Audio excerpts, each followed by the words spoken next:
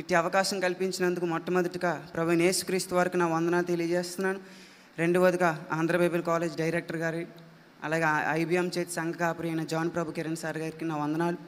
సంఘ పెద్దలకి, సంఘ విశ్వాసులందరికీ నా హృదయపూర్వక వందనాలు తెలియజేస్తున్నాను. వందనాలమ్మ. ఆంధ్ర బైబిల్ కాలేజ్కి సహాయ సహకారాలు అందిస్తున్న మీ అందరికీ ప్రత్యేకంగా పేరు పేరున ప్రతి ఒక్క విశ్వాసకి నా వందనాలు తెలియజేస్తున్నాను. ఆంధ్ర బైబిల్ కాలేజ్ నడుస్తుందంటే అందులో మీరు కూడా ఒక కారణమై ఉన్నారు. అందుని బట్టి నేను నిజంగా చాలా సంతోషిస్తున్నాను. అందుని బట్టి దేవునికి స్తోత్రం. హల్లెలూయా, హల్లెలూయా. ఆలస్యం చేయకుండా వాక్యంలోకి వెళ్దాం. లూకా రాసిన సువార్త 23వ అధ్యాయం. లూకా రాసిన సువార్త 23వ అధ్యాయము 34వ వచనం. యేసు, తండ్రి, వీరేమి చేయుచున్నారో వీరెరుగరు గనుక వీరిని క్షమించమని చెప్పెను. హల్లెలూయా. చిన్న ప్రార్థన. పరిశుద్ధ దేవ, మీ ఘనమైన నామమునకు వందనాలు. గడిచిన కాలమంతా నీ కృపలో మమ్మల్ని భద్రపరుచున్నావు. అందుని బట్టి మీకు స్తోత్రాలు ప్రభువా. అర్హులం కాము, యోగ్యులం కాము, పాపులం ప్రభా, ధూళి వంటి వారు అయినను మేము ఇంకనూ సజీవులు ఎక్కడ ఉన్నామంటే అది కేవలం నీ కృప. అందుని బట్టి మీకు వందనాలు ప్రభా. ఎంతవరకు నిన్ను పాటలతో మహింపరిచాం, ఆరాధన ద్వారా మహింపరిచాం ప్రభా. ఈ క్షణమున ప్రభా వాక్యం ద్వారా మాతో మాట్లాడమని ప్రార్థిస్తున్నాను. నిలబడి బోధిస్తున్నాను నన్ను మీ సిలువు చాటును మరుగుపరుచుకోమని, వాక్యం ద్వారా మాట్లాడుతుంది మీరే అని విశ్వాసాలందు గ్రహించడానికి సహాయం చేయమని ప్రార్థిస్తున్నాను ప్రభా.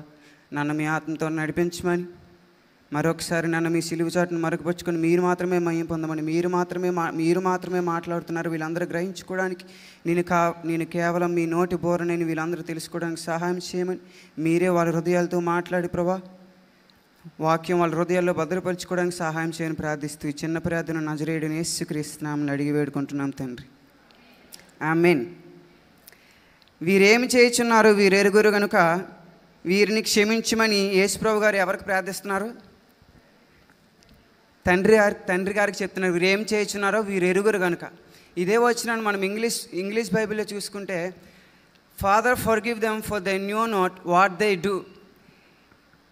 ఈ వచనానికి మనం అక్షరార్థంగా తీసుకుంటే వీరేం చేసినా వీరెరుగురు కనుక వీరిని క్షమించమంటే, వీరేం చేసినా అంటే ముందు చేసినవి ఏంటంటే యేసుప్రభు గారిని విమర్శించారు, వెనక నుంచి తన్నారు, ఉమ్ము వేశారు, ముళ్ళ కిరీటం పెట్టారు, సిలువను మోయించారు, 2 చేతులకు మేకులు దగ్గొట్టారు, కాలుకు మేకులు దగ్గొట్టి సిలువ వేయించి బల్లె పొడితో పొడిచారు.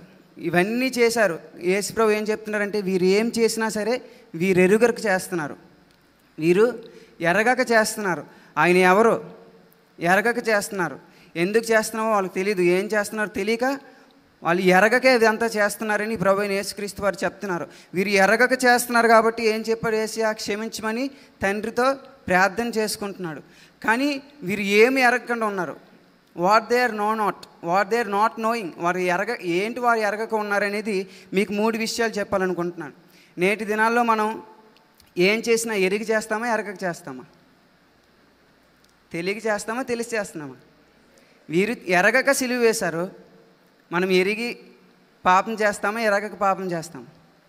వీరు ఏమేమి ఎరగక చేశారో మీకు 3 విషయాలు చెప్తున్నా. ఆ 3 విషయాలు మనం ఎరిగి చేస్తున్నామా, ఎరగక చేస్తున్నామా అనేది తెలుసుకుందాం. మీరు ఇప్పుడే చెప్తున్నా వీళ్ళు చేసిన ఆ 3 విషయాలు కూడా ఎరగకే చేశారు.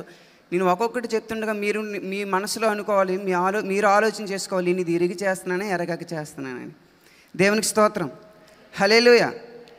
వీరు ఎరగక చేశారు. వారు ఎరగక ఏం చేశారనేది మీకు 3 విషయాలు చెప్తాను. మొదటగా మార్కు సువార్త 14వ అధ్యాయం. మార్కు సువార్త 14వ అధ్యాయం 61వ వచనం నుంచి చదువుతాము. అయితే ఆయన ఉత్తరమేమీ చెప్పక ఊరకుండెను. తిరిగి ప్రధాన యాజకుడు, పరమాత్ముని కుమారుడైన క్రీస్తువు నీవేనా అని ఆయన అడగగా, యేసు, అవును నేనే. మీరు మనుష్య కుమారుడు శక్తిమంతుని కుడిపార్శ్వమున కూర్చుండుటయు ఆకాశమేఘారూఢుడే వచ్చుటయు చూచెదరని చెప్పెను. ప్రధాన యాజకుడు తన వస్త్రములు చింపుకొని, మనకు ఇక సాక్షులతో పని ఏమి? ఈ దేవదూషణ మీరు విన్నారు కారా? మీకేమి తోచుచున్నదని అడుగగా వారందరూ మరణమునకు పాత్రుడని ఆయన మీద నేరస్థాపన చేశారు. మరణమునకు పాత్రుడని ఆయన మీద నేరస్థాపన చేశారు. ఆయన మీద నేరస్థాపన చేయడానికి గల కారణం ఏంటి? ప్రధాన యాజకుడు అడిగిన ప్రశ్న ఏంటి? పరమాత్మను కుమారుడువైన క్రీస్తు నీవేనా అడిగితే అందుకు ప్రభువైన యేసుక్రీస్తు వారు ఏమన్నారు? ఎస్ ఐ యామ్, అవును నేనే అన్నారు. ఆ మాటకు వాళ్ళు ఏమన్నారు? ఇక సాక్షులతో పని ఏమి, ఈయన ఏం చేశారు? దేవదోషం చేశాడు. యూదుల దృష్టికి దేవదోషం అంటే మహాపాపం అండి. దేవదోషం చేస్తే వాడు మరణానికి పాత్రుడే. వెంటనే వాడిని ఏం చేయాలి? చంపేయాలి. అది యూదుల యొక్క ఆచారం అనమాట. దేవదోషం అనేది వారికి అస్సలు నచ్చనిది, మహాపాపం అని వారు భావిస్తారు. కానీ ఇక్కడ ప్రభువైన యేసుక్రీస్తు వారు దేవదోషం చేశారా అంటే చేశారా చేయలేదా? దేవదోషణ అది దేవదోషణ. ఆయన చెప్పిన పరమాత్మను కుమారుడువైన క్రీస్తు నీవేనా అడిగినందుకు ఎస్ ఐ యామ్, అవును నేనే అన్న మాటలో ఏమైనా పాపం ఉందా? పాపం ఏమైనా ఉందా? ఆలోచిస్తున్నారేటండి? లేదు.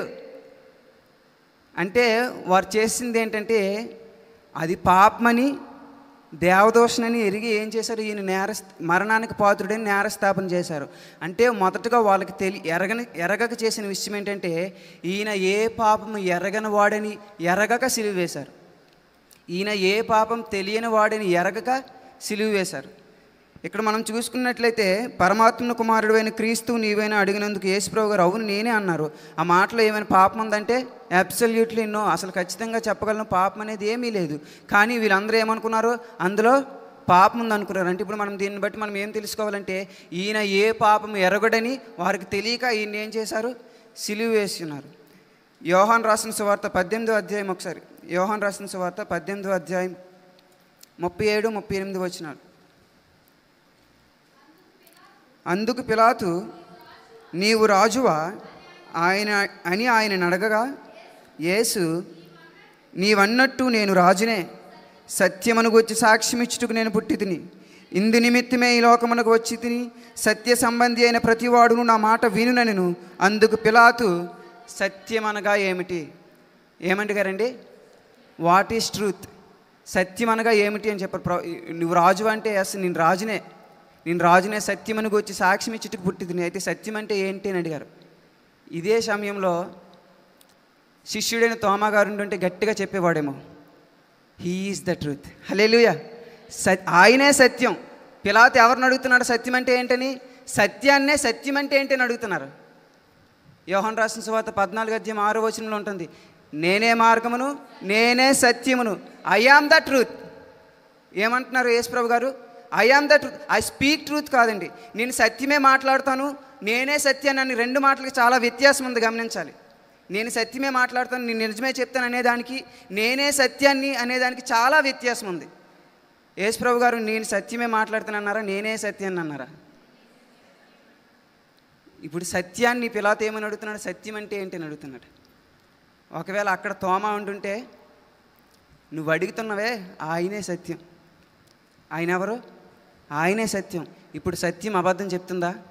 పరమాత్మను కుమారుడైన క్రీస్తు నీవేనా అడిగినందుకు నేను కాదు అనగలరా?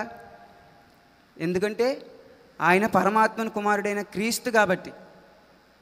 ఆయన చెప్పిన దాంట్లో సత్యం ఉంది, ఆయన చెప్పిన దాంట్లో అసలు పాపం లేదు. కానీ వీళ్ళు ఏమనుకున్నారే? అది పాపం, అది దేవదోషణ అనుకున్నారు. కాబట్టి మొదటి విషయం ఏంటంటే ఆయన పాపం ఎరగని వాడిని ఎరగక సిలువ వేశారు. ఆయన పాపం ఎరగని వాడిని తెలియక సిలువ వేశారు. కొరింథీయులకు రాసిన అపోస్తలుడైన పౌలు కొరింథీయులకు రాస్తున్న 2వ పత్రిక, కొరింథీయులకు రాసిన 2వ పత్రిక 5వ అధ్యాయం 21వ వచనం ఉంటుంది, ఏ పాపం ఎరగని ఈయనను, ఆ వచనం చాలు మనకి, ఏ పాపం ఎరగని ఈయనను, ఏ పాపం ఎరగని ఆయనను మన కోసము పాపముగా చేశాడు. ఏంటంటే ఏ పాపం ఎరగని అన్నారు. ఏ పాపం చేయని కాదు, ఏ పాపం చేయని వాడు కాదు, ఏ పాపం ఎరగని వాడు. He knew no sin. అసలు పాపమే తెలియదు, పాపమే ఎరగడు ఆయన. అలాంటి వారిని ఇప్పుడు ఏమంటున్నారు? ఆయన పాపం చేశాడు కాబట్టి ఏం చేయాలి? సిలువ వేసేయాలని అంటున్నారు. ఇప్పుడు చెప్పండి, పరమాత్మ కుమారుడు అయిన క్రీస్తు నీవేని అడిగినందుకు ఆయన అవును నేనే అన్నాడు. అందులో పాపం ఏమైనా ఉందా? అంటే ఇప్పుడు వాళ్ళు ఏం చేశారు? ఎరగక సిలువ వేశారు. అవునా కాదా? ఎరగక సిలువ వేశారు. ఇంకా చెప్పాలంటే ఆయన పాపం చేయలేదు కాదండి, ఆయన పాపం ఎరగలేదు, అసలు పాపాన్ని ఎరగడు. అపోస్తలుడైన పౌలు అదే చెప్తున్నారు కొరింథీయులకి, ఆయన పాపం ఎరగని వాడు. ఆనాడు రోమా సైనికులు ఏ పాపం ఎరగని వాడని ఎరగక సిలువ వేశారు. నేడు ఏ పాపం ఎరగని దేవుణ్ణి నమ్ముకుంటున్న మనం ఎరగక పాపం చేస్తున్నామా, ఎరిగి పాపం చేస్తున్నామా? ఎరిగి పాపం చేస్తున్నామా, ఎరగక పాపం చేస్తున్నామా?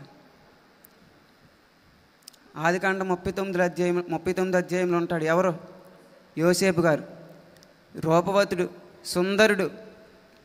ఇది చూసిన పోతిఫర్ భార్య కన్ను వేసిందంట. అక్కడ వచనంలో క్లియర్గా ఉంటుంది, కన్ను వేసి. యోసేపు గారు అద్భుతమైన మాట చెప్పారండి. 9వ వచనం, 39 అధ్యాయం 9వ వచనం, నీవు అతని భార్య అయినందున నిన్ను తప్ప మరదేనిని నాకు అప్పగింపక ఉండెను. కాబట్టి జాగ్రత్తగా వినాలి, నేనెట్లు ఇంత ఘోరమైన దుష్కార్యము చేసి దేవునికి విరోధముగా పాపము కట్టుకొందును. హల్లెలూయా, హల్లెలూయా. నేను ఎట్లు ఎంత దుష్కార్యము చేసి దేవునికి విరోధముగా. ఆయన ఈ పాపం చేస్తుంటే పోతిఫర్కి విరోధం అవుతుంది కదా, దేవునికి విరోధం ఎలా అవుతుంది గమనించాలి. ఆయన ఆ పాపం చేస్తుంటే పోతిఫర్కి విరోధంగా అవుతుంది కదా, దేవునికి విరోధంగా ఎలా అవుతుంది? ఒక మహారాజు కోట బయటను తిరిగితే ఒక అమ్మాయి స్నానం చేయడం చూశాడు. ఎవరాయన? తప్పు చేశాడు. తప్పును కప్పుకోవడానికి భర్తను చంపేశాడు. దేవుడు చూశాడు, ప్రవక్త అయిన నాతానుని పంపించాడు. సమూయేలు రాసిన 2వ గ్రంథం 12వ అధ్యాయంలో ఉంటుంది. నాతాను పంపించాడు. నాతాను ఏం చెప్పాడు? దావీదు మహారాజు గారికి ఒక ఉపమానం చెప్పాడు. ఉపమానంలో తప్పు చేసిన వాడిని గురించి ఏమన్నాడమ్మా? యెహోవా జీవముతోడు ఈ కార్యము చేసిన వాడు మరణమునకు పాత్రుడు అన్నాడు. ఏమన్నాడు? యెహోవా జీవంతోడు ఈ కార్యం చేసిన వాడు మరణమునకు పాత్రుడు. అప్పుడు వరకు ఇల్యూమినేట్ అవ్వలేదు మనోడికి, ఆయన చేసింది ఏంటో మరి.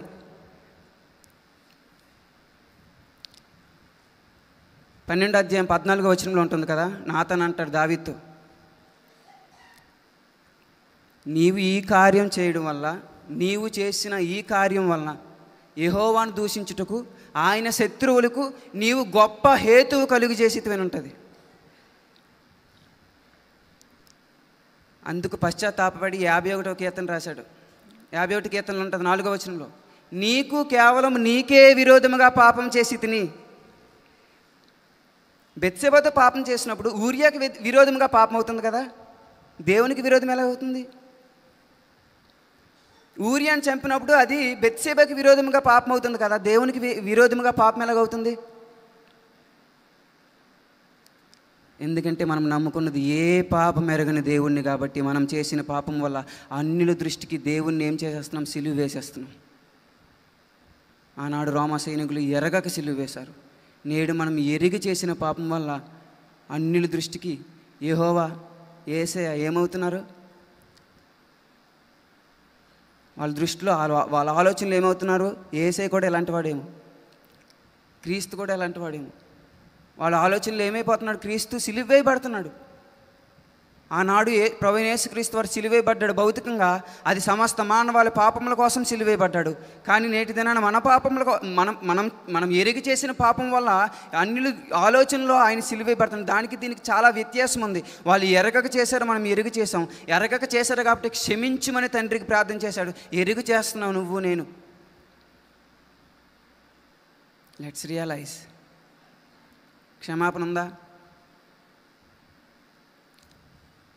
క్షమాపణ ఉందా లేదా? క్షమాపణ ఉందా లేదు? ఉంది. మనం ఏం చేయాలి? ఒప్పుకోవాలి మన పాపంని. దావీదు మహారాజు గారు అదే చేశారు. ఆనాడు రోమా సైనికులు ఎరగక చేశారు, ఎరగక సిలువ వేశారు. నేటు క్రీస్తుని నమ్ముకున్న మనం ఎరిగి చేసిన పాపం వల్ల ఏ పాపం ఎరగని దేవుణ్ణి అన్యుల ఆలోచనల్లో సిలువ వేయించేస్తాం. కేవలం మన ఎరిగి చేసిన పాపముల వలన. ఏ పాపం ఎరగని ఆయన. అందుకు ఒక భక్తుడు రాశాడు, ఏ పాపం ఎరుగని ఓ పావనామూర్తి అలా చూడకండి, నాకు పాటలు పాడడం రాదు, ఏదో ట్రై చేస్తాను.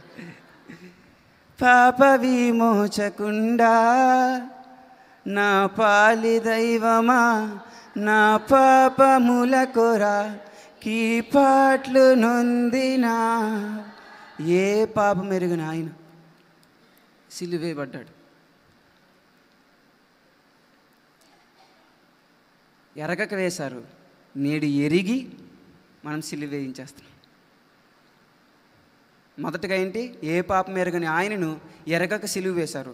రెండవదిగా మార్కు సువార్త 14వ అధ్యాయం, మార్కు సువార్త 14వ అధ్యాయము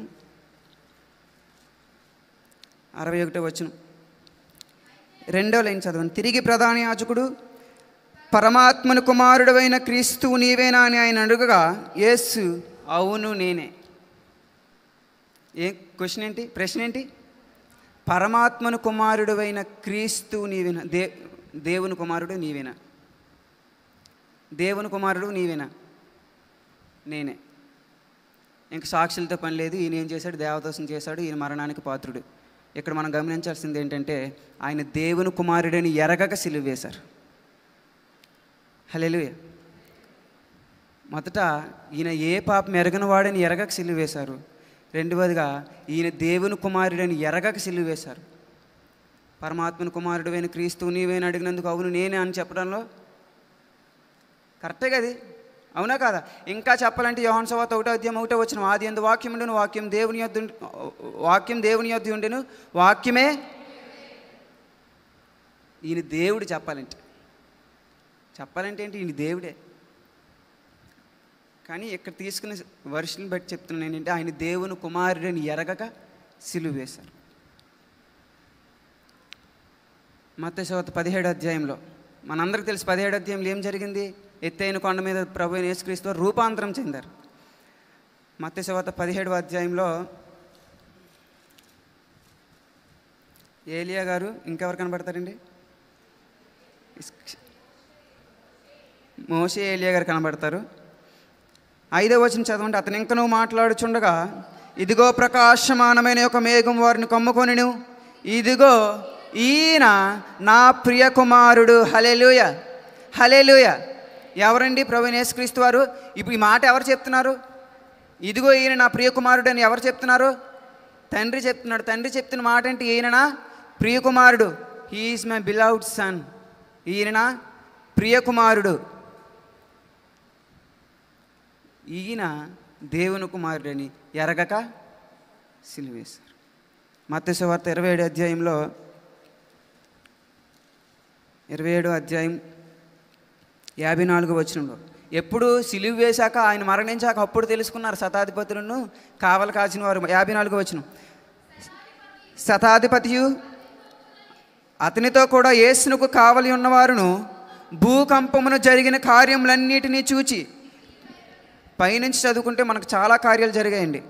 51వ వచనం, దేవాలయపు తెర పైనుండి క్రింద వరకు రెండుగా చినిగెను, భూమి వణికెను, బండలు బద్దలాయెను, సమాధులు తెరవబడిను, నిద్రించిన అనేక మంది పరిశుద్ధుల శరీరములు లేచెను. వారు సమాధులలో నుండి బయటకు వచ్చి ఆయన లేచిన తర్వాత పరిశుద్ధ పట్టణంలో ప్రవేశించి అనేకులు అగబడిరి. భూకంపమును జరిగిన కార్యములన్నిటినీ చూచి మిక్కిలి భయపడి నిజముగా ఈయన దేవుని కుమారుడని చెప్పుకొనిరి. హల్లెలూయా. సిలువ వేయకముందు ఈయనకి ఇల్యూమినేషన్ లేదు, జ్ఞానోదయం రాల. సిలువ వేశాక మరణించాక ఇవన్నీ జరిగాక ఈయన నిజంగా దేవుని కుమారుడు అని చెప్పుకుంటున్నారు. ఎవరు? శతాధిపతులు, సైనికులు. ఎరగక దేవుని కుమారుడని ఎరగక సిలువ వేశారు. అందరూ ఒప్పుకుంటున్నారు కదా, వాళ్ళు దేవుని కుమారుడని ఎరగక సిలువ వేశారు. ఇప్పుడు చెప్పండి, ఆయన దేవుని కుమారుడని తెలుసా తెలియదు మనకి? ఆయన దేవుడని తెలుసా తెలీదా? తెలుసా తెలీదా? మత్తయి సువార్త 16వ అధ్యాయం 13వ వచనంలో యేసు ప్రభు గారు ఫిలిప్పుదైన కైసరియా ప్రాంతములకు వచ్చి ఆయన శిష్యులు అడుగుతారు, మనిషి కుమారుడిని గురించి జనులు ఏమనుకుంటున్నారంటే కొందరు బాప్తిస్మిచ్చి యోహాననియు, కొందరు ఏలియా అనియు, కొందరు ఇర్మియా అనియు, లేక ప్రవక్తలలో ఒకడని చెప్పుకొనిచున్నారని. అందుకు ఆయన ఎలాగ జనులు నేను చేసిన ఆశ్చర్య కార్యములను చూసి బోధనలు చూసి మేబీ అలాగ అనుకుండొచ్చు, మీరు నాతోనే ఉంటున్నారుగా, నా శిష్యులేగా, మీరేమనుకుంటున్నారు అనగానే ఎవరు? Spokes person. ఏమంటారంటే ఆయన్ని ప్రతిదానికి ముందు ఉంటారనమాట. అద్భుతమండి మాట. నీవు సజీవుడకు దేవుని కుమారుడవైన క్రీస్తు అని చెప్పును. హల్లెలూయా, హల్లెలూయా, హల్లెలూయా. నీవు సజీవుడకు దేవుని కుమారుడవైన క్రీస్తు అని చెప్పాను. యోహాను సువార్త 6వ అధ్యాయంలో ఉంటుంది, నీవు దేవుని పరిశుద్ధుడు అని మేము ఎరుగుదుము అని ఉంటుంది. మీరు కూడా వెళ్ళిపోవాలనుకుంటున్నారంటే మేము ఎక్కడికి పోతాం ప్రభువా? నీవు దేవుని పరిశుద్ధుడు అని మేము ఎరుగుదుము. We know that you are the holy one of God. నీవు దేవుని పరిశుద్ధుడు అని మేము ఎరుగుదుము. ఇప్పుడు పేతురుకి తెలియదు ఆయన దేవుని కుమారుడని. ప్రభువుని యేసుక్రీస్తు వారు నీటి మీద నడుస్తుండగా ప్రభు నేను కూడా నడవచ్చు అంటే అఫ్కోర్స్, వై నాట్. నడిచాడు, అటు ఇటు చూశాడు, కింద పడ్డాడు, దేవుడు చేయించాడు, లేపాడు. వాడలోకి వెళ్ళగానే నువ్వు నిజంగా దేవుని కుమారుడు అని అక్కడే స్తుతించారంట. హల్లెలూయా. దేవుని కుమారుడని అక్కడే స్తుతించారు. ఇప్పుడు చెప్పండి, పేతురుకి తెలిసా తెలియదు దేవుని కుమారుడని? తెలిసి 26వ అధ్యాయం మత్తయి సువార్త 26వ అధ్యాయం 31వ వచనం చదువుదాం. అప్పుడు యేసు వారిని చూచి, ఈ రాత్రి మీరందరూ నా విషయమే అభ్యంతరపడెదరు. 33వ వచనం. అందుకు పేతురు, నీ విషయమే అందరూ అభ్యంతరపడినను నేను ఎప్పుడునూ అభ్యంతరపడనని. కంటిన్యూ చేయనమ్మా. యేసు అతను చూచి, ఈ రాత్రి కోడి కూయక మునుపే నీవు నన్ను ఎరుగనని ముమ్మారు చెప్పుదువని నీతో నిశ్చయముగా చెప్పుచున్నానెను. పేతురు ఆయనను చూచి, నేను నీతో కూడా చావవలసి వచ్చినను నిన్ను ఎరగనని చెప్పనెను. నీతో కూడా చావవలసి వచ్చినా నిన్ను ఎరగనని చెప్పను అంటున్నాడు. ఎందుకంటే 16వ అధ్యాయంలో ఏమన్నాడు? నీవు సజీవుడకు దేవుని కుమారుడు అని ఈయనకు తెలుసు. ఇప్పుడు కాబట్టి ఏమంటున్నాడు? ఇప్పుడు నీవు సజీవుడకు దేవుని కుమారుడు అని నాకు తెలుసు కాబట్టి నేను ఎరగనని నీతో పాటు చావలసి వచ్చినా నేను చెప్పను అంటున్నాడు. 69వ వచనంలో ఉంటుంది ఇదే అధ్యాయం. 69 నుంచి 75 వరకు చూసుకున్నట్లే ఆయన 3 సార్లు బ్రొంకినట్టు మనకు కనిపిస్తుంది. కానీ నేను లూకా సువార్తలో ఇదే బ్రొంకిన మాటలు చెప్పాలనుకుంటున్నాను. లూకా సువార్త 22వ అధ్యాయము 54 నుంచి చదవండి అమ్మ. లూకా సువార్త 22వ అధ్యాయము 54వ వచనం. వారు ఆయనను పట్టి ఈడ్చుకొని పోయి ప్రధాన యాజకుని ఇంటిలోనికి తీసుకొని పోయిరి. పేతురు దూరముగా వారు వెనక వచ్చి చుండెను. అంతటా కొందరు నడుముంగిట మంట చేసి చుట్టూ కూర్చుండినప్పుడు పేతురును వారి మధ్యను కూర్చుండెను. ఇంతవరకు బాగానే ఉంది. అప్పుడు ఒక చిన్నది, ఎవరండి? ఎవరు ఆవిడ? చిన్నది చదవాలి. ఆ మంట వెలుతురులో అతడు కూర్చుండట చూచి అతను తేరు చూచి వీడును అతనితో కూడా ఉండినని చెప్పినందుకు పేతురు, ఏ అమ్మాయి, నాకేసెవరో తెలీదు, ఏమన్నారు? ఏ అమ్మాయి ఏంటి అలా మాట్లాడుతున్నావు? నాకు ఆయన ఎవరు నాకేం తెలుసు? ఎవరంటున్నారంట? సజీవుడకు దేవుని కుమారుడు అని క్రీస్తు అని చెప్పిన పేతురు గారు ఏమంటున్నారు? అమ్మాయి చదవాలి, కంటిన్యూ. నేను అతనిని ఎరగనెను. మరికొంతసేపటికి మరి ఒకడు అతను చూచి నీవును వారిలో ఒకడు అనగా పేతురు ఇప్పుడేమన్నాడు? ఏ అమ్మాయి నేను కాదన్నాడు. ఇప్పుడేమంటున్నాడు? ఓయ్ ఎవరిని చూసి ఎవరు అనుకుంటున్నావు? నేను కాదన్నాడు. మళ్ళీ దేవునికి స్తోత్రం. మళ్ళీ ఇంచుమించు ఒక గడి అయిన తర్వాత మరి ఒకడు నిజముగా వీడును అతనితో కూడా ఉండును. నాకు తెలిసి ఆ మంట వరకు 3-4 గంటలు ఉండి ఉంటారు అందరు కలిసి. ఫస్ట్ పాపం చిన్నది చూసింది, బాగా తేరు చూసింది మంట వెలుతురులో నుంచి. నువ్వు కూడా ఆయనతో ఉన్నావు కదంటే, ఏం మాట్లాడుతున్నావు అమ్మాయి? నాకు ఆయనకు సంబంధం లేదు, నేను అక్కడ ఉన్నాను, ఆయన నేను ఎరగను అన్నాడు. ఇంకొక ఆయన బాగా గమనించినట్టున్నాడు, నిజంగా నీవు కూడా ఆయనతో ఉన్నవాడు అంటే. మళ్ళీ ఇప్పుడేమన్నాడు? ఓయ్ గంట తర్వాత మళ్ళీ ఇంకొకడు అన్నాడు. ఎరగనని చెప్పాడు. మనం క్రైస్తవులమని చెప్పుకోవడానికి సిగ్గా? మన తోటి ఉద్యోగస్తులు, మన క్లాస్మేట్స్, మన స్నేహితులు, మన బంధువులు, మన కుటుంబములతో నేను యేసును నమ్ముకుంటున్నాను, నాకు యేసు ఎవరో తెలుసు, ఆయన నిజమైన దేవుడు, ఆయన నిజమైన దేవుని కుమారుడని చెప్పడానికి మనకేం చాలట్లేదు? సిగ్గు. ఈ రోజులు చాలా కఠినంగా ఉన్నాయి. నిన్న సార్ చెప్పారు కదా, ఎక్కడ కాదు మన ఏలూరులోనే ఒక చర్చిని కూల్చేశారు. రేపటి దినాన క్రైస్తవులకి బియ్యం అని అంటారు, రేషన్, ఆధార్ కార్డ్, మహా అయితే ఇంకా వీలైతే చంపేతని అంటారు. ఎవరిని? క్రైస్తవులు. యేసుతో ఉన్న శిష్యుడే ఆయన నేను ఎరగను అని చెప్పాడు. Now it's our testing time. మనకు పరీక్ష సమయం అన్నమాట.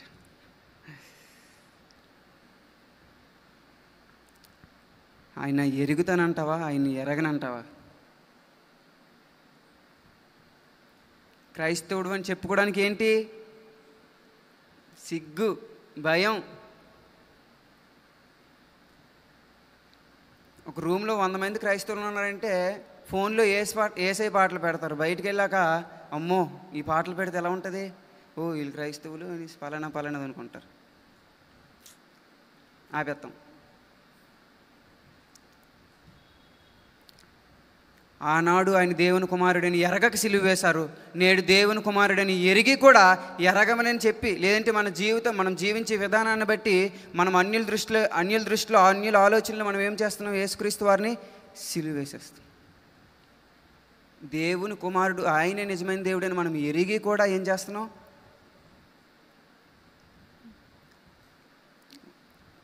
రెండింటికి తేడా ఏంటి? ఎరిగి చేశారు, ఎరగక చేశారు. తండ్రి వీరిని క్షమించమని చెప్పాడు. నేడు మనల్ని 62వ వచనం, 61 వచనం. అప్పుడు ప్రభువు తిరిగి పేతురు వైపు చూచిన కనుక పేతురు 3 అబద్ధాలు చెప్పగానే కోడి కూసింది. ఇలా చూశారు ప్రభు యేసుక్రీస్తు వారు పేతురు వైపు. బల్బు వెళ్ళిపోయింది, క్షమించాలి, బల్బు వెలిగింది. ట్యూబ్ లైట్లు ఉన్నారు కొందరు నాలాంటి వాళ్ళు, ఎలగదు అంతవరకు. ఇలా చూశాడు యేసయ్య. నేడు కోడి కూయక మునుపు నీవు ముమ్మారు నన్ను ఎరగనందు అని ప్రభువు తనతో చెప్పిన మాట జ్ఞాపకం చేసుకొని వెలుపులకు పోయి సంతాపపడి ఏడ్చాను. సంతాపపడే మనసుందా నీకు? పశ్చాత్తాపపడే మనసుందా నీకు? క్షమాపణ కోరుకునే మనసుందా నీకు? అవును ప్రభు, నేను ఇప్పటి వరకు నా ఉద్యోగస్తులతో నీవెవరవో నాకు తెలియదు, నేను క్రైస్తవునని జీవించలేదేమో, నేను క్రైస్తవునని చెప్పుకోలేదేమో, నా స్నేహితులతో నేను క్రైస్తవునని చెప్పుకోలేకపోతున్నానేమో, నా బంధువులతో నేను క్రైస్తవునని చెప్పుకోలేకపోతున్నాను, అధికారులతో క్రైస్తవునని చెప్పుకోలేకపోతున్నానేమో. I'm confessing now, I'm repenting now. నన్ను క్షమించు ప్రభా. పేతురు క్షమాపణ కోరాడు. 3000 మందిని బాప్తిసం, 5000 మంది. గొప్ప ప్రసంగికుడు అయ్యాడు. యోధ, ఇస్కరియోతు యోధ పశ్చాత్తాపడలా. పడుంటే క్షమించేవాడు ఏమో, ఏంటి క్షమించేవాడు యేసయ్య. అనేక మంది ఆత్మను ప్రభులోకి నడిపించేవాడేమో. పశ్చాత్తాపడలేదు, ఉరివేసుకున్నాడు. ఒకళ్ళు పశ్చాత్తాపడి ఉంటే హతసాక్షి అయి ఉండేవాడు. ఇప్పుడు ఏమయ్యాడు? ఉరివేసుకున్నాడు. పశ్చాత్తాపడుతున్నావా? Is ready to forgive you. నిన్ను క్షమించడానికి ఆయన సిద్ధంగా ఉన్నాడు. ఇప్పటి వరకు నీవు యేసు నిజమైన దేవుడని ఎరిగి కూడా నువ్వు బయటన దేవుణ్ణి ప్రచారం చేయలేకపోతున్నావు, సువార్త చేయలేకపోతున్నావు, క్రైస్తవుని చెప్పుకోలేకపోతున్నావేమో. నౌ ద ఇప్పుడు నువ్వు ఏం చేయాలంటే పశ్చాత్తాపడాలి. ప్రభువా నన్ను క్షమించు, ఇప్పటి నుంచి నేనేం చేస్తాను? సిగ్గుపడను, నేను క్రైస్తవుని అని చెప్పుకోవడానికి సిగ్గుపడను. ఆనాడు పేతురు ఎరగనన్నాడు, కానీ పశ్చాత్తాపడ్డాడు. ఒకవేళ నీవు కూడా నేడు అదే స్థితిలో ఉంటే నువ్వు కూడా ఏం చేయాలి? పశ్చాత్తాపడాలి. మొదటి విషయం, ఆయన ఏ పాపం ఎరగని వాడని ఎరగక సిలువేశారు. రెండవ విషయం, ఆయన దేవుని కుమారుడని ఎరగక సిలువేశారు. మూడవ విషయం, యోహాను రాసిన సువార్త 14వ అధ్యాయం 2వ వచనం నుంచి చదువుదాం, 6వ వచనం వరకు. నా తండ్రి అంటే అనేక నివాసములు కలవు, లేని ఎడల మీతో చెప్పుదును, మీకు స్థలము సిద్ధపరిచి వెళ్ళుచున్నాను. నేను వెళ్ళి నీకు స్థలము సిద్ధపరచని ఎడల నేనుండు స్థలములో మీరును ఉండులాగున మరలా వచ్చి నా యొద్ద నుండుటకు మిమ్మును తీసుకొని పోవుదును. నేను వెళ్ళుచున్న స్థలమునకు మార్గం మీకు తెలియనని చెప్పినందుకు తోమా, ప్రభువా ఎక్కడికి వెళ్ళుచున్నావో మాకు తెలియదే, ఆ మార్గం ఎలా తెలియనని ఆయన అడగగా, అక్కడ తాపండి. ఇందాక సత్యం అంటే ఏంటి అన్నప్పుడు అక్కడ తోమ ఉంటే సత్యం ఈయనని చెప్పేవాడేమో అని అన్నానుగా. ఎందుకంటే ఈ వచనం బట్టి తోమ ఏమన్నాడు, యేసుక్రీస్తు వారు ఏమన్నారు, ఆ మార్గం మీకు తెలుసు అంటే, ప్రభా మాకు తెలియదే, మేము ఎరగం ప్రభా, మేము ఎరగం కదా, మాకు తెలియదు కదా ఆ మార్గం ఏంటంటే, నేనే మార్గం. హల్లెలూయా, హల్లెలూయా. నేనే మార్గమును సత్యమును జీవమును, నా ద్వారానే తప్ప ఎవడును తండ్రి వద్దకు రాడు. మూడవదిగా ఆయన పరలోకానికి మార్గమని తెలియక సిలువ వేశారు. ఏ పాపం ఎరగని వాడిని ఎరగక సిలువ వేశారు, ఆయన దేవుని కుమారుడిని ఎరగక సిలువ వేశారు. మూడవదిగా ఆయనే పరలోకానికి మార్గమని ఎరగక సిలువ వేశారు. తోమ అంటున్నాడు కదా, ప్రభువా ఎక్కడికి వెళుచున్నావో మాకు తెలియదే, ఆ మార్గం ఎలా తెలియని అడుగుగా ఏమన్నారు ప్రభు యేసుక్రీస్తు వారు, ఐ యామ్ ద వే, నేనే మార్గం. పరలోక రాజ్యానికి మార్గం ఎవరు? దేవుడు లోకంని ఎంతో ప్రేమించును కాగా తన అద్వితీయ కుమారునిగా పుట్టిన వాడిని యందు విశ్వాసం ఉంచి ప్రతివాడును నశించగా నిత్య జీవం పొందినట్లు ఆయన ఎందుకు అనుగ్రహించాడు? నశించక నిత్య జీవం పొందాలి. అంటే మనం నిత్య జీవం పొందాలంటే, పరలోకానికి వారసులం అవ్వాలంటే మార్గం ఎవరు? అసలు ఆయన అనుగ్రహించబడింది ఎందుకు? మనకి పరలోక రాజ్యం, మన పాపం పోయి నరకం నుండి తప్పించి ఎక్కడికి తీసుకెళ్ళాలని? పరలోక రాజ్యానికి. ఇదంతా వాళ్ళు ఎరగక ఏం చేశారు? సిలువ వేశారు. ఏం చేశారు? ఎరగక సిలువ వేశారు. మార్కు సువార్త 14:62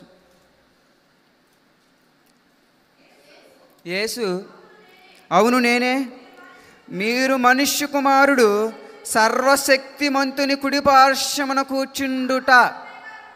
ఎక్కడండి? సర్వశక్తిమంతున కుడి పార్శ్వమున. అంటే ఈయన ఎక్కడవాడు? లోకానికి చెందినవాడు కాదు. లోకానికి చెందినవాడైతే కాదు. యోహాను సువార్త 18 అంటాడు, నా రాజ్యం ఈ లోక సంబంధమైనది కాదు. ఒకవేళ నా రాజ్యం ఈ లోక సంబంధమైనది అయితే నా సేవకులు, నా శిష్యులు, నా విశ్వాసులు నేను సిలువకు అప్పపెడకుండానట్లు పోరాడుతారు వీళ్ళు. నా రాజ్యం ఇహలోకము కాదు కాబట్టి వాళ్ళు ఏం చేశారు? ఎటువలటు వెళ్ళిపోయారు. ఆయన చెప్పింది నిజమే, మీరు మనుష్య కుమారుడు సర్వశక్తిమంతుని కుడి పార్శ్వమున కూర్చుంటుట. ఆయన ఏమని చెప్తున్నాడు? నేను పరలోకంలో ఉండవలసిన. ఆయన చెప్తుంటే వీళ్ళు ఏమంటున్నారు? మనకు సాక్షులతో పని ఏమి, ఈయన ఏం చేస్తున్నారు? దేవదోషం చేస్తున్నారు కాబట్టి మరణానికి పాత్రుడు. మూడవది ఏంటి? పరలోకానికి మార్గమని ఎరగక సిలువ వేశారు. మనకు తెలిసే తెలీదా? మనం ఎరుగుతున్నామా ఎరగట్లేదు? ఆయనే పరలోకానికి మార్గమని ఎరుగుతున్నామా? ఎరిగి ఆయన మార్గంలో నడుస్తున్నామా? This is the point. ఎరుగుతున్నాం ఆయనే పరలోకానికి మార్గమని. వారు ఎరగక సిలువ వేశారు. ఇప్పుడు మనం ఎరుగుతున్నాం అంటున్నారుగా, ఎరిగి కూడా ఆయన మార్గంలో నడుస్తున్నామా?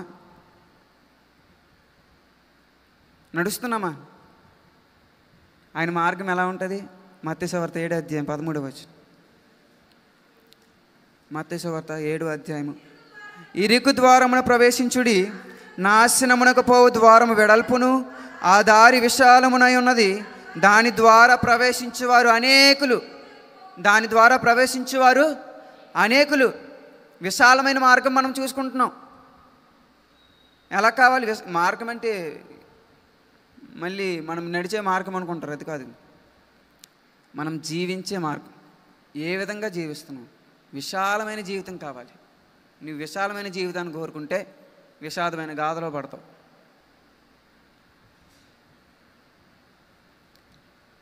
విశాలమైన జీవితం మొదట విశాలంగానే ఉంటుంది, వెళ్ళే కొలది ఏమవుతుంది?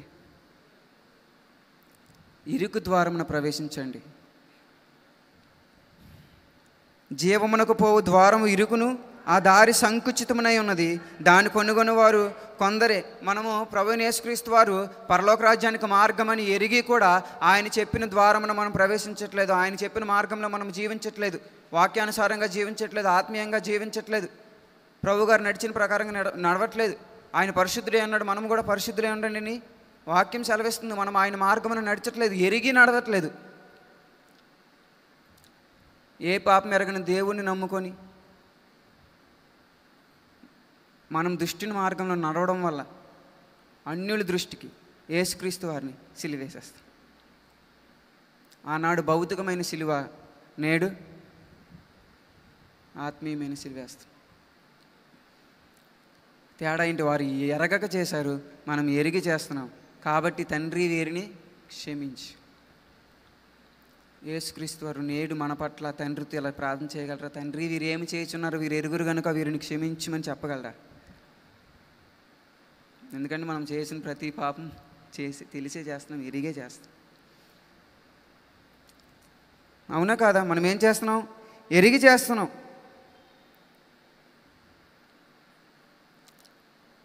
ఏ పాపం ఎరగని దేవుని నమ్ముకుంటున్నాం, నిజమైన దేవుడిని నమ్ముకుంటున్నాం, పరలోకానికి మార్గమైన దేవుడిని నమ్ముకుంటున్నాం.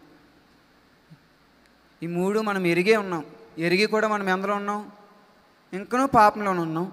కాబట్టి అన్యుల దృష్టికి ఏం చేస్తున్నాం? మనం ఆయన సిలువ వేస్తాం. ఎరగక సిలువ వేసిన వారు వాళ్ళైతే, ఎరిగి సిలువ వేస్తున్న వారు మనం. సొంత ప్రజలం, క్రైస్తవులం. ఆనాడు దావీదు ప్రార్థన అదే, నేను చేసిన పాపం నీకు విరోధం ప్రభువా. నేడు మనం చేసిన పాపం ఎవరికి విరోధం? ఆ పాపం వలన నాతను అంటున్నాడు కదా, దావీదు చేసిన పాపం వలన యెహోవాను దూషించడానికి ఆయన శత్రువులకి గొప్ప హేతువు కలిగిందంట. అంటే ఒక మార్గం క్రియేట్ చేశాడు దావీదు. దేనికి? యెహోవాను దూషించడానికి. Now we are to creating the way to insult the Christ from ఎవరిని? అన్యుల చేత యెహోవాను దూషించడానికి. మనం చేసిన కార్యం వల్ల, మనం చేసిన పాపం వలన, ఎరిగి చేసిన పాపం వల్ల అన్యులు ఏం చేస్తున్నారు? మన వలన యెహోవాని, దేవుణ్ణి దూషిస్తున్నారు. వాళ్ళు వేసిన సిలువికి మనం వేసిన సిలువికి తేడా ఏంటి? వారు ఎరగక వేస్తున్నారు, మనం ఎరిగి వేస్తున్నాం. పేతురు పశ్చాత్తాపడ్డాడు. నేడు మనం కూడా ఏమవ్వాలి? పశ్చాత్తాపడాలి. నేడు మనం కూడా పశ్చాత్తాపడితే ఎరిగి చేసిందని క్షమిస్తాడు. కానీ చేసిన పాపం మళ్ళీ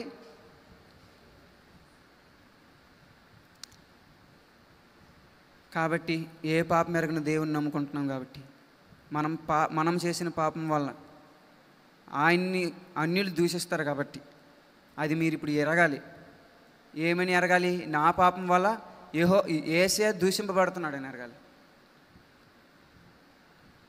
రెండవదిగా, నీవు క్రైస్తవుడు అని చెప్పుకోకపోవడం, లేదంటే నేను క్రీస్తుని ఎరగనని చెప్పడం వల్ల, మత్తయి సువార్త 10:32 ఉంటుంది, మనిషి కుమారుని గూర్చి మనుషులు ఎదుట, నన్ను గూర్చి మనుషులు ఎదుట ఎవడైతే ఒప్పుకుంటాడో వాడిని కూడా నా తండ్రి ఎదుట ఒప్పుకుంటాను. ఒకవేళ ఎవడైతే నన్ను ఎరగను అంటాడో నేను కూడా తండ్రి ఎదుట ఎరగను అంటాడు. మనకు బహిరంగ ఒప్పుకోలు ఉండాలి, పబ్లిక్ కన్ఫెషన్. నిజదేవుడని తెలిసి కూడా, ఎరిగి కూడా ఆయన్ని నమ్ముకుంటున్నానని మనం బయట చెప్పుకోలేకపోతున్నాం. ఒకళ్ళు నీవు ఆ స్థితిలో ఉంటే ఇప్పుడే పశ్చాత్తాపడే అవకాశం వచ్చింది. యేసుక్రీస్తు వారి పరలోకానికి మార్గమని తెలిసి కూడా, ఆయన చెప్పిన మార్గంలో నడవాలని తెలిసి కూడా మనం దుష్టుని మార్గం నడుస్తున్నాం. మొదటి కీర్తనలో ఉంటుంది కదా, ఆఖరి వచనం, దుష్టుని మార్గం నాశనముకు నడుపుతుంది. మనం ఏ మార్గంలో నడుస్తున్నాం? దుష్టుని మార్గం నడుస్తున్నాం. యేసుక్రీస్తు వారి మార్గంలో నడవట్లేదు. ఎరిగి కూడా మళ్ళీ ఆయనే పరలోకానికి మార్గమని ఎరిగి కూడా ఆయన మార్గంలో వెళ్ళక దుష్టుని మార్గంలో నడుస్తున్నాం.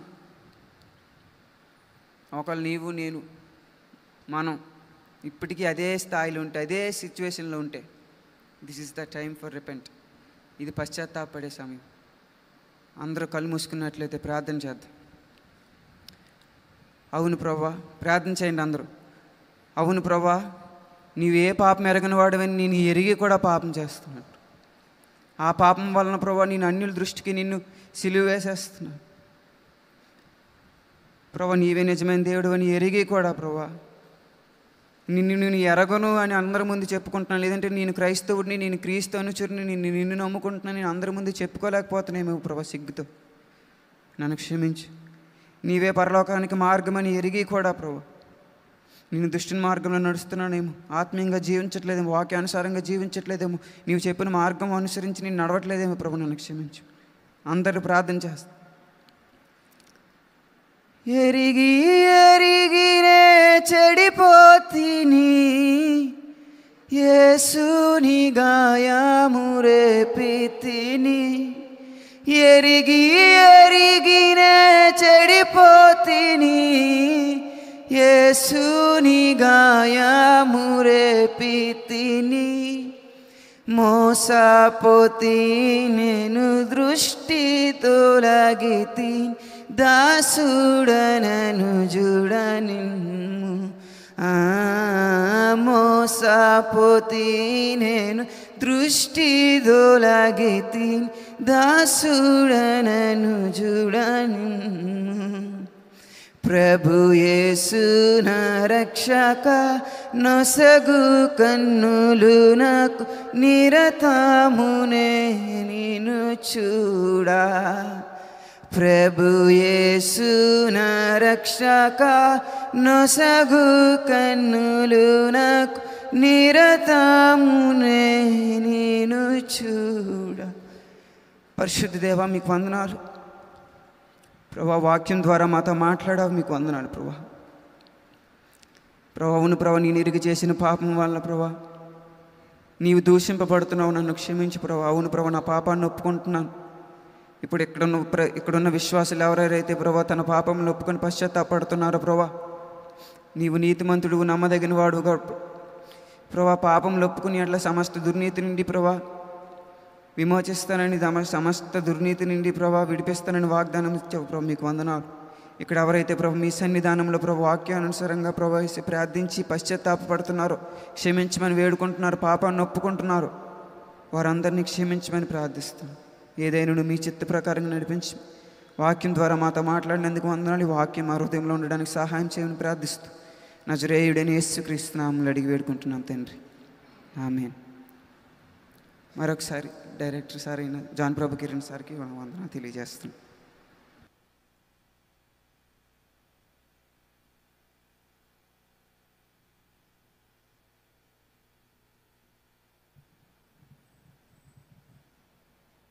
నీవు ఎరిగి చేస్తున్నావా, ఎరగక చేస్తున్నావా? ఎలా జీవిస్తున్నాం మనం? సిలువకు ముందు, సిలువ తర్వాత.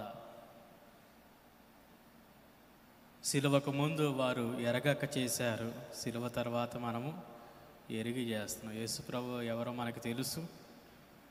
ఆయన పాప సుదూరుడనే విషయం మనకు తెలుసు. ఆయన దైవకుమారుడని మనకు తెలుసు. ఆయన పరలోక రాజ్యానికి మార్గమని మనకి తెలుసు. ఇప్పుడు మనము ఇవన్నీ తెలిసినా కూడా మనం పాపం చేస్తున్నాము, ఆయన్ని సిలువకు అప్పగిస్తున్నామంటే ఎన్ని రెట్లు నరకం మనకి సిద్ధపరచబడిందో ఒకసారి ఆలోచన చేయండి.